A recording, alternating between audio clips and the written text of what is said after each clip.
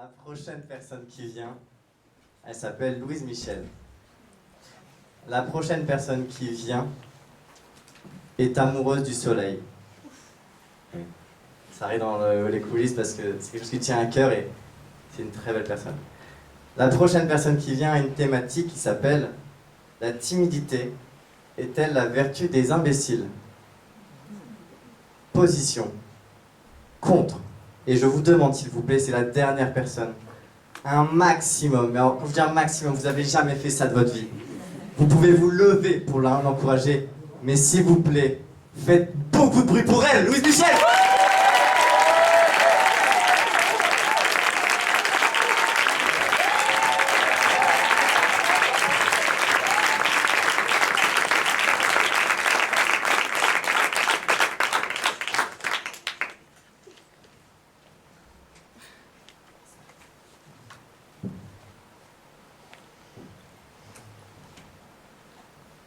Bonsoir.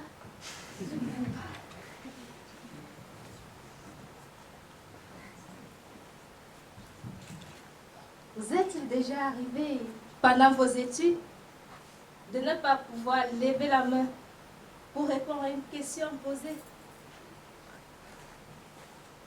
Mais combien de fois avez-vous eu des réponses à cela, mais sans pouvoir oser les partager avec tout le monde, sans pouvoir oser répondre? Parce que votre timidité a pris le dessus sur vous. Votre timidité vous a envahi. Vous êtes déjà arrivé de vous poser la question pour une seconde fois?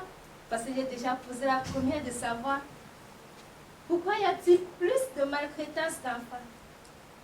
Pourquoi y a-t-il plus de harcèlement scolaire? Dans des familles, dans des quartiers, dans des écoles, dans des pays, dans des continents. Ces enfants qui subissent ces violences, ces coups, ces isolements, ces viols, ces maltraitances physiques, psychologiques et sexuelles.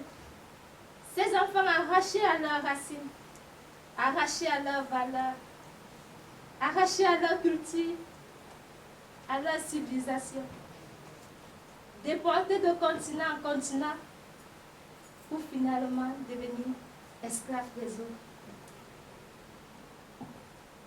Pour moi, parler de l'esclavage ce soir n'est pas seulement pour moi une philosophie, ni une métaphysique, non plus une prétentieuse conception de l'univers. Mais c'est une manière pour moi de revivre l'histoire dans l'histoire. Timide. Ces enfants détruits, ces enfants timides, condamnés aux violences, double victime à cause de vos jugements, double victime à cause de leur silence que vous n'entendez pas, de leur souffrance que vous ne comprenez pas. Sont-ils des imbéciles? Je ne crois pas.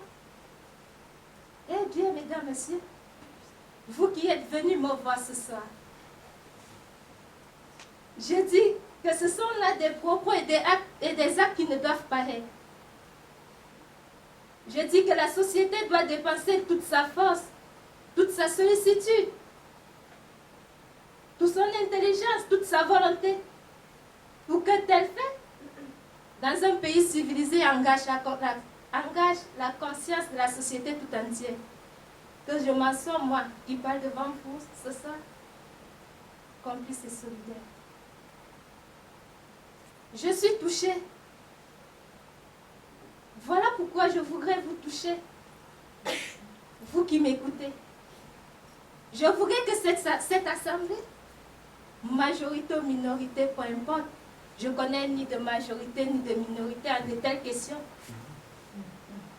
Je voudrais que vous tous ici présents n'ayez qu'un seul but, n'ayez qu'une seule âme pour marcher à ce grand but magnifique qui est l'abolition de ces pensées, l'abolition de ces raisonnements, l'abolition de ces jugements, de ces réflexions abominables. Vous ne faites rien. Je dis bien, vous ne faites rien. J'insiste sur ce point. tant que l'ordre matériel raffermi n'a point de base, l'ordre moral consolidé, comme l'a dit Victor Hugo. Vous ne faites rien alors que les enfants souffrent dans leur silence. Vous ne faites rien tant que les gens comme moi sont enfermés chez eux et n'arrivent pas à tisser des liens, n'arrivent pas à se créer une identité à cause de vos jugements. Que faut-il faire pour fonder une identité? Que faut-il faire pour se faire accepter par vous? Voyez-vous, vous ne faites rien. Vous ne faites rien pour Enora. Vous ne faites rien pour Sakina. Vous ne faites rien pour Antea. Vous ne faites rien pour Adiato. Vous ne faites rien pour Ryan. Vous ne faites rien pour Manon qui n'a pas pu être là ce soir mais qui est dans nos cas. Vous ne faites rien pour Daloba. Vous ne faites rien pour Antea. Vous ne faites rien pour Amira. Vous ne faites rien pour Antoine. Lui qui nous a permis d'arriver jusqu'à ce niveau.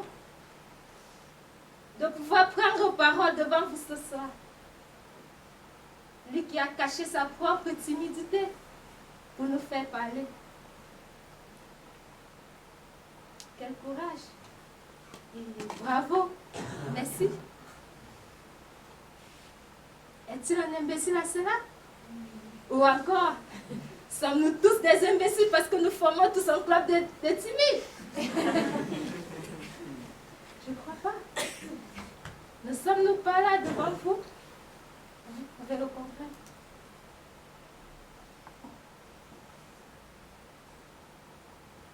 Vous ne faites rien tant que vos actes continuent souterrainement à nous détruire. Mais ce soir, vous avez fait beaucoup pour moi.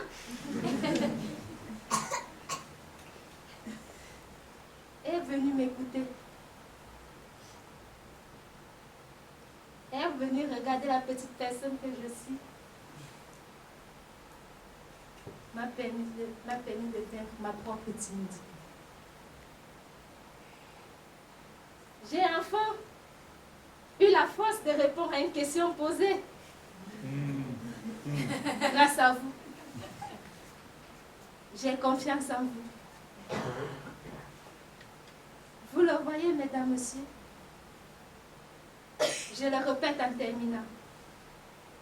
Ce n'est pas seulement à votre générosité que je m'adresse, non de là, mais à votre sagesse.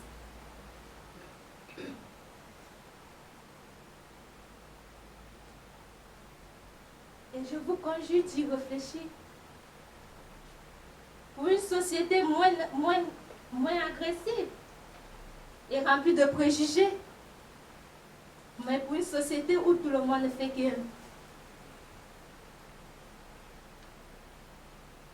Qu'importe sa couleur de peau, son passé, son présent, son futur, on s'en fiche. C'est dit, moins de conscience de différence et plus de solidarité.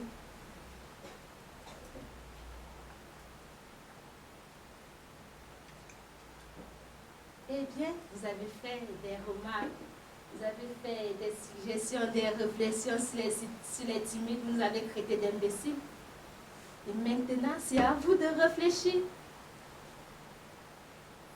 C'est à vous de refaire ces réflexions, de savoir comment éradiquer ces pensées, comment éradiquer ces faits, comment éradiquer ces raisonnements, comment éradiquer ces jugements de notre société. Merci.